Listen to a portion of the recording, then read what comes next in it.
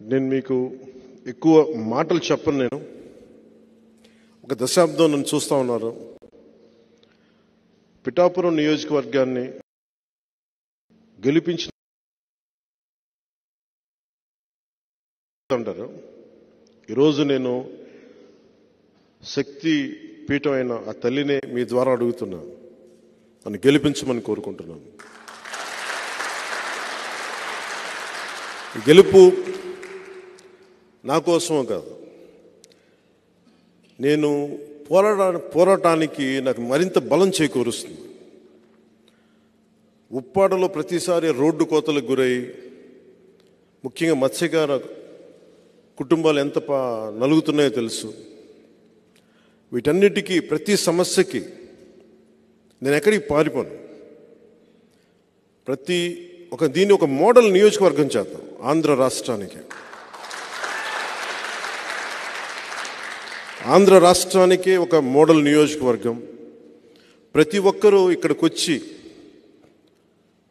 ఇది ఎలా జరుగుతుంది అభివృద్ధి అనేది తెలుసుకునేలాగా ఉపాధి అవకాశాలు కానీ, విద్య అవకాశాలు కానీ, వైద్య అవకాశాలు కానీ,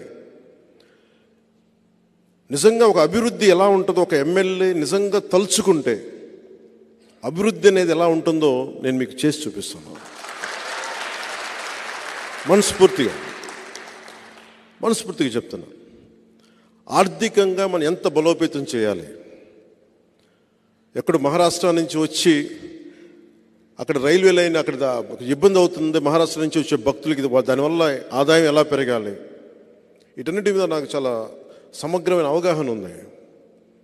అందుకే నేను ఒకటే మాట ఇవ్వండి,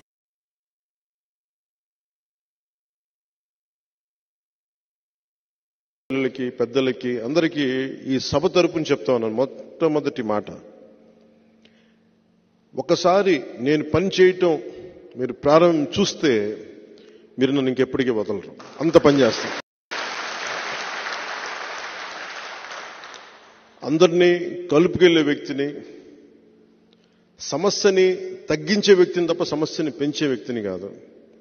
సమాజాన్ని కలిపే వ్యక్తిని తప్ప విడదీసే వ్యక్తిని కాదు. ఇంకా తప్పదు అనుకుంటే తప్ప నేను గొడవ పెట్టుకోను. ఇలాంటి పరిస్థితుల్లో మీ అందరి సహకారాలు, దీవెనలు ప్రతి ఒక్కరికి కావాలి నాకు. ముఖ్యంగా నేను పోయినసారి వచ్చినప్పుడు నోటాకి చాలామంది వేసామని చెప్పారు. ఆ రోజున ఆ నోటాకి వేసిన ఓట్లు కూడా ఈసారి జనసేనకే పడాలి. ఎందుకంటే నోటా చాలా కోపం తెస్తారు ఓటు. ప్రజాస్వామ్యం మీద గౌరవం ఉండి మాకు ఈ పార్టీలు పనిచేయట్లేదన్న కోపంతో నిరసన తెలియచేయటం, అలాంటి ఓట్లు కూడా పిఠాపురంలో ఎక్కువ ఉన్నాయి. పిఠాపురం మధ్యతరగతి మనుషులు ఎక్కువ. అక్కడ కడుపు కాలే మనుషులు ఎంత ఉన్నారో, ఎందుకంటే మధ్యతరగతి మనిషి అన్ని అర్థం చేసుకోగలడు. కడుపు కాలిన ఒక మత్స్యకారుడి బాధ అర్థం చేసుకోగలడు.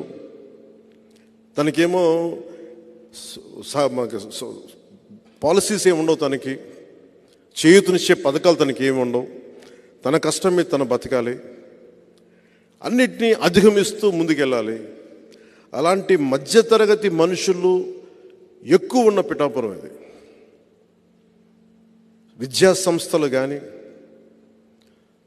నిస్సహాయతతో ఇసుక తవ్వేసుకుంటూ వెళ్ళిపోతుంటే నిస్సహాయంగా చూసే ఎంతోమంది పెద్దలు నేను చూశాను. అక్కడ నా దగ్గరికి వచ్చి మాట్లాడుతూ ఉంటే నాకు అనిపించింది, అరే నేను కనుక ఉండుంటే కొంచెం ఏదన్నా చేదోడు వాదోడుగా ఉండేవాడిని, ఇంత ఇసుక దోపిడీ లేకుండా చూసేవాడిని అని అనిపించింది నాకు. ఎవ్వరూ మన సహజ వనరులను ఎవ్వరూ దోపిడీ చేయకుండా అవసరం మేరకు తీసుకునేలాగా, అడ్డగోలుగా తవ్వేయకుండా, ఎక్కడో పిఠాపురాన్ని భయపెడతానంటే దానికి నేను అండగా నిలబెడతాను. అంటే మీకు ఇప్పుడు పెద్దిరెడ్డి గారి అబ్బాయి మిథున్ రెడ్డి గారు సంపూర్ణంగా నన్ను నిలువరించే బాధ్యత ఆయన తీసుకున్నారంట. అంటే ఇది ఎందుకు చెప్తున్నానంటే, ఒక సందర్భంలో నేను ఆయన్ని ఢిల్లీలో కలిశాను. ఆ మాటల సందర్భంలో ఆయన అన్న మాటలు ఏంటంటే, వాళ్ళ నియోజకవర్గంలో చిత్తూరులోని వాళ్ళ పీలేరు నియోజకవర్గంలో మేము ఎన్ని కష్టాలు పడైనా సరే, ఎంతమంది ఎదిరించైనా సరే మేము బయట వాళ్ళు మేమే కాపాడుకుంటాం ఆ నియోజకవర్గాన్ని అని చెప్పారు. ఇంకెవరిని రానివ్వరండి. అక్కడ మన పార్టీ కోసమే పోయినసారి ఒక యాదవ సమూహాలకు చెందిన ఒక యువకుడు మన పార్టీ తరఫున పోటీ చేస్తే పాపం చాలా భారీగా నామినేషన్ వేశారు. కానీ ఎలక్షన్లో ఓడిపోయారు. మీ ఓట్లు బాగానే వచ్చినాయి. కానీ మొన్న ఈ మధ్యన ఆయన మన పార్టీ నుంచి వెళ్ళిపోయారు వచ్చిన ఎలక్షన్లు అయిపోయిన తర్వాత. కానీ సొంతంగా పార్టీ పెట్టి ఆయన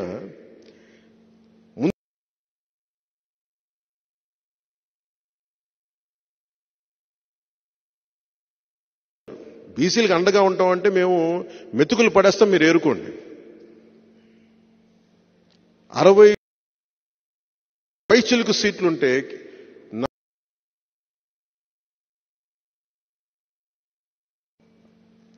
వీళ్ళు కూర్చోబెట్టి బీసీ అండగా ఉంటామని చెప్తారు. వీళ్ళు క్లాస్ వారి గురించి మాట్లాడతారు. నాకు జగన్ రెడ్డి గారి మీద కానీ మిథున్ రెడ్డి గారి మీద నాకు వ్యక్తిగతంగా నాకు కోపాలు లేవు వీళ్ళ మీద. ఇంకెవరు రాజకీయాల్లోకి రాకూడదు. నేను ఉన్నది దశాబ్దం నుంచి నేను పోరాడుతూ ఉన్నాను. 4 దశాబ్దాలు ఉన్న తెలుగుదేశం పార్టీకి కూడా నేను అండగా ఉన్నాను. అలాంటిది నన్ను ప్రజాస్వామ్యంలోకి నేను ఒక ఎమ్మెల్యే అయితే రాష్ట్రానికి మేలు తప్ప అది ఎవరికి హాని కాదు. రాష్ట్రంలో నాలాంటి గొంతుకులు ఉండకూడదు. నా కోసం 100 కోట్లు 150 కోట్లు ఓటుకి ₹1,00,000 ఇచ్చుకునేయమని, కుటుంబానికి ₹1,00,000 ఇచ్చుకునేయమని స్థాయిలో మాట్లాడుతూ ఉన్నారు. అంత డబ్బు ఉంది వాళ్ళ దగ్గర. ఎక్కడి నుంచి వచ్చింది ఆ డబ్బు? మద్యపానాన్ని నిషేధిస్తామని చెప్పి ఒక సీఎం సారా వ్యాపారి స్థాయికి వెళ్ళిపోయాడు.